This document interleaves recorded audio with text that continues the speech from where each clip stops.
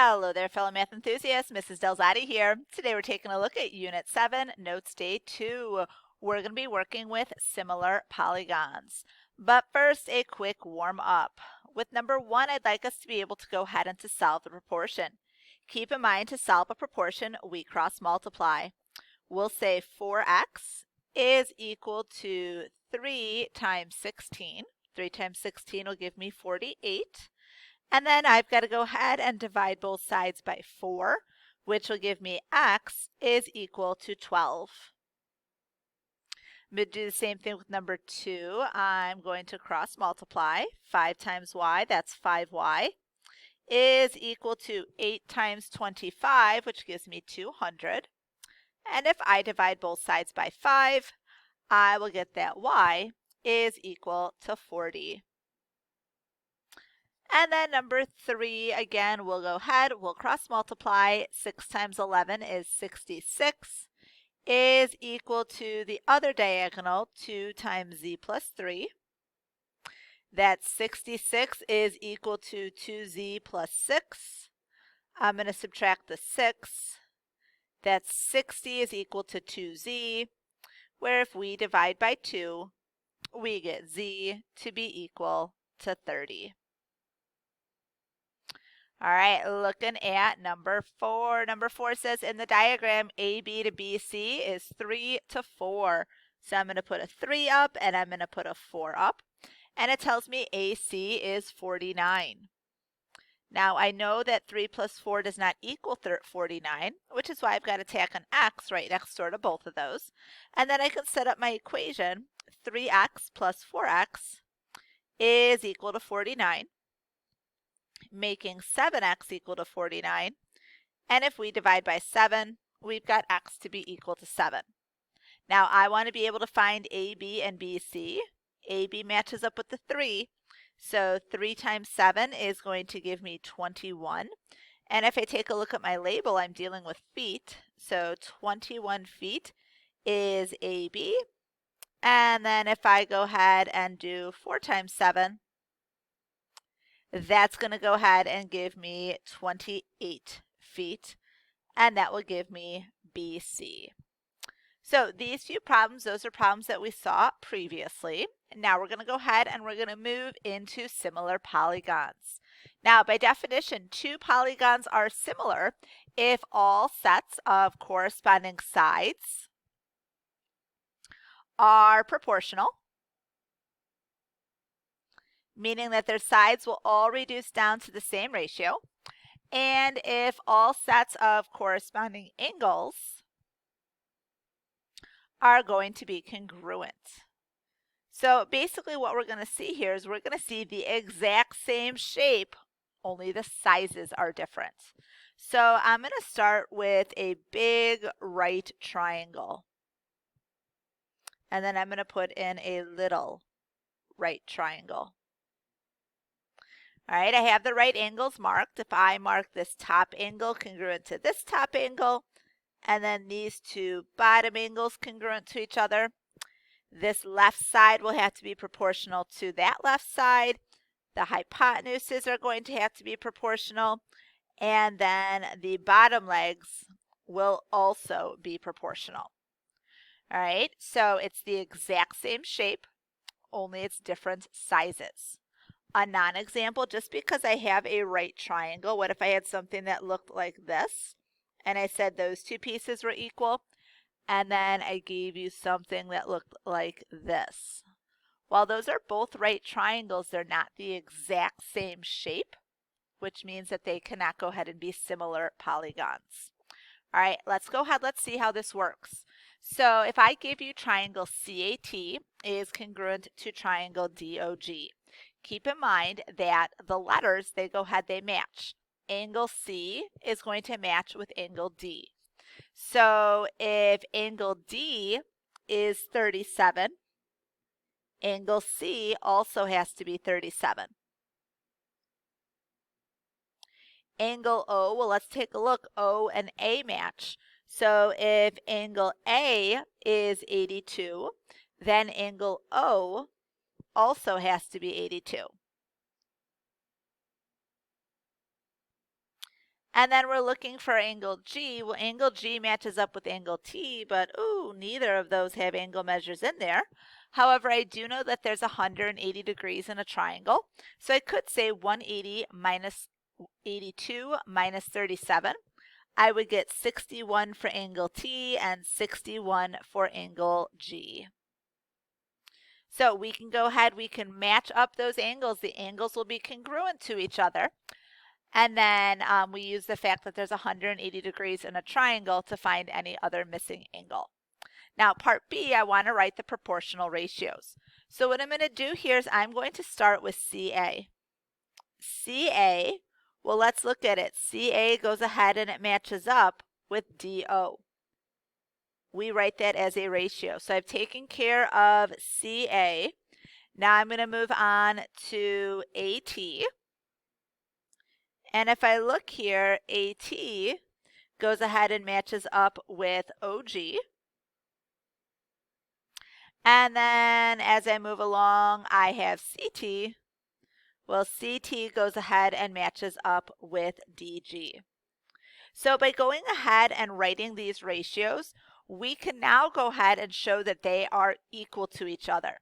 If I compare CA to DO, I have 6 compared to 9. AT compared to OG, 10 compared to 15. And then CT compared to DG, I have 12 over 18. Now I'm going to reduce each one of these. 6 over 9 reduces to 2/3. 10 over 15 reduces to 2/3. 12 over 18 reduces to 2/3. All of these are equal to each other. If one of them was not equal to the other two, well, that would be the variable that when you solved for it, that would be the variable that you went ahead and you did wrong. So let's go ahead, let's flip it over then, and let's talk about something called the scale factor. The scale factor is just the ratio of the sides of similar polygons. The scale factor is always reduced to lowest terms. And what we're going to see is the scale factor. We actually already did it when we took a look at part C up here. The scale factor is just what those numbers all went ahead and they reduced to. So not only does it help you check your answers, but it goes ahead and gives you the next step by finding the scale factor from one triangle to the next triangle. Let's go ahead, let's look at 6. So I'm going to set up my ratios. I'm going to start with SM. First and second, that is to LE. As MI, second and third, is to EY. As SI, first and third, is to LY. So all I'm doing is I'm matching those up. Now I'm going to plug in what I know. SM is 8. LE is 6. MI is 16. EY is X. SI is 12. And then LY is Y. So what I want to do here now is I want to solve for X and Y. Now take a look at this fraction right here. There's no variables in it. And that's the fraction we're going to use to solve for both X and for Y. So we're going to say 8 over 6 is equal to 16 over X. And that's something we know how to do. We can cross multiply. 8X is going to be equal to 6 times 16, which is 96. And if we go ahead and we divide by 8, we'll get X to be equal to 12. Now we're going to use that 8 over 6 again, but this time we wanted to solve for Y, so we're going to say equals 12 over Y. And we can cross multiply. 8 over Y equals 6 times 12, which is 72. And if we divide by 8, we'll get Y to be equal to 9. So now we want to figure out what the scale factor is. What we do is we take those values and we plug them back into the ratios up there. 8 over 6 is equal to 16 over 12, which is equal to 12 over 9. If you need your calculator to go ahead and simplify it, by all means do so. But what we're going to see here, 8 over 6 reduces down to 4 over 3. 16 over 12 is 4 over 3. 12 over 9 is 4 over 3. So that tells me I solved for x and for y correctly, and I've just gone ahead, I found the scale factor. The scale factor is going to be 4/3. All right, let's go ahead, let's try another one. This one just a little bit more challenging with the algebra. So I'm going to set up my ratios. I'm going to start with the first and second. FL is to WE. The second and the third, LO is to ER. And then the first and the third, FO is to WR. And I'm going to plug in the values. FL is 9. WE is 2y. LO is 15. ER is 10. FO is 12. And then WR is x plus 4. Now look for the one that has just the numbers in it. There's your 15 and the 10. We're going to use that to solve for x, and we're also going to use it to solve for y. So 15 over 10 is going to be equal to 12 over x plus 4. We can cross multiply. That's 15 times x plus 4 is equal to 120, making 15x plus 60 equal to 120. If we subtract the 60, that's 15x is equal to 60, and we'll divide by 15 to get x to be equal to 4. We're going to use that 15 over 10 again, but this time to solve for y. So this is equal to 9 over 2y. Let's cross multiply. 15 times 2y is going to give me 30y. 9 times 10 will give me 90. And if I divide both sides by 30, I'm going to get y to be equal to 3. Now, to find the scale factor, I've got to go ahead, I've got to plug those values back in. So this is going to give me 9 over 2 times y, which was 3, so 9 over 6, equal to 15 over 10, equal to 12 over, let's plug that in, 4 plus 4, that is 8. And so each of these, we reduce them now. 9 over 6, that's 3 over 2. 15 over 10, that's 3 over 2. And 12 over 8, that's 3 over 2. All of those reduce to the same number, which tells me that I solved for x and y correctly. And then it also tells me that my scale factor is going to be 3 over 2. Now, if you go ahead, you flip it on over, there are some problems I'd like you guys to go ahead and to try on your own. So do me a favor, pause the video, and we'll come back together in just a moment.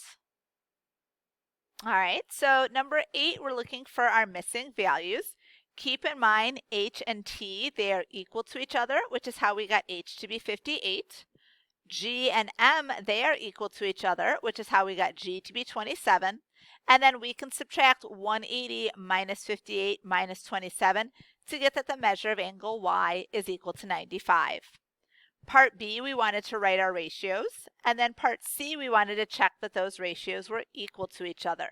The number that they all reduced to was 1/4, which is why our scale factor was 1/4. Now, if we look at number 9, I'm again setting up my ratios. I am plugging in my values. Notice that this 16 over 2, that does not have any variables in it, so that's what we're going to use to solve for x and to solve for y. When we solve, we should have gotten x to be equal to 5, and we should get y to be equal to 4. We can plug those values right back into part B, and when we reduce those fractions, we should see that our scale factor is 8:1. So we've just spent some time dealing with similar polygons. With our similar polygons, the corresponding angles, they are congruent, and the corresponding sides, they are proportional. Del Zadi is done for today. I will see you in class.